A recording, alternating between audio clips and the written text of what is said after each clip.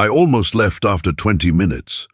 By the 25th minute, I had checked my phone so many times that the battery had dropped from 80% to 43%. The waiter had already asked twice if I wanted to order something besides water. The couple at the next table had finished their appetizers and moved on to dessert. Outside the restaurant window, a light spring rain tapped softly against the glass, and by the 30th minute, I was convinced my blind date wasn't coming.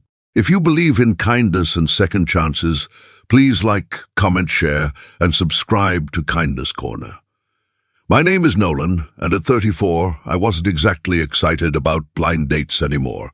This one had been arranged by my co-worker, Priya, who insisted her cousin would be perfect for me. She is funny, Priya had said, and she actually listens when people talk. I remember laughing at that. It sounded less like a compliment and more like a rare personality trait these days. The truth was, I hadn't dated seriously in almost 3 years. Between working as a physical therapist, helping my father after his hip surgery, and trying to keep up with rent in a city that seemed determined to empty my bank account every month, dating had slowly slipped to the bottom of my priorities. Still, something about Priya's confidence convinced me to say yes. So, there I sat at a small Italian restaurant called Harbour and Vine, wearing the only blazer I owned that didn't look wrinkled. 31 minutes late, I stood up and reached for my wallet. Then someone rushed through the front door. She looked slightly out of breath, her hair damp from the rain. She wore a pale blue dress under a grey coat and carried an expression somewhere between embarrassment and exhaustion. Her eyes found mine immediately. "I am so sorry," she said. Then she paused, studying my face for a second, and smiled. "You have kind eyes." Of all the things I expected to hear that night, it wasn't that. Not, "Sorry I am late." Not, "You must be Nolan." Not even "Traffic was terrible." Just that. "You have kind eyes." I didn't know what to say, so I laughed awkwardly and sat back down. Her name was Tessa. As we ordered dinner, she explained why she was late. Her younger brother had called during her drive. Their mother had recently started chemotherapy, and he was overwhelmed trying to manage everything at home. Tessa had pulled into a parking lot to calm him down. "I lost track of time," she admitted. "I almost turned around because I figured you'd leave. Honestly, I almost had. But there was something sincere about the way she said it. The conversation that followed wasn't magical. It wasn't perfect. There were awkward pauses. I accidentally knocked over my water glass. She admitted she hated small talk. I admitted I still used the same coffee maker I'd owned since college. But somewhere between the pasta and dessert, the evening started feeling comfortable. Tessa worked as a graphic designer for a non-profit. She loved old bookstores, hated alarm clocks, and always carried a notebook because she was afraid she'd forget good ideas. I learned she was the kind of person who remembered people's birthdays without Facebook reminders. The kind of person who returned shopping carts even when nobody was watching. The kind of person who noticed things.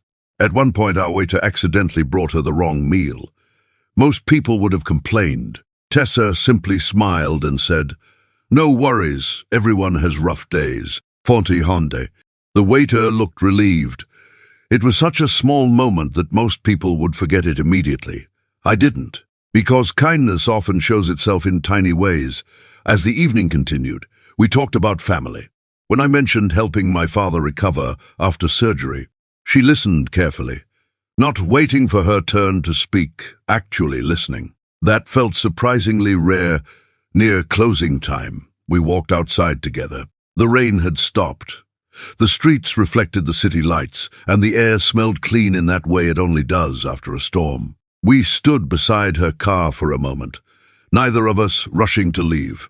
Then Tessa told me why she'd noticed my eyes when she first walked in. "When I arrived," she said, "you looked disappointed." I laughed. "Fair. Thought you weren't a monk all along. But you weren't angry." She shrugged.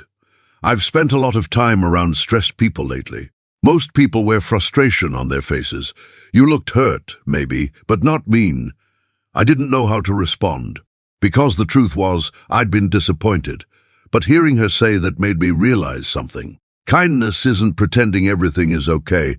It is choosing not to pass your frustration onto someone else. We started seeing each other after that, slowly. No dramatic movie moments, no perfect fairy tale. Just coffee dates, grocery store runs, helping her mother during treatments, and long conversations that stretched past midnight. Life remained messy.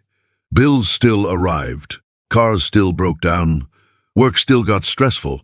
But somehow those ordinary problems felt lighter when someone faced them with you.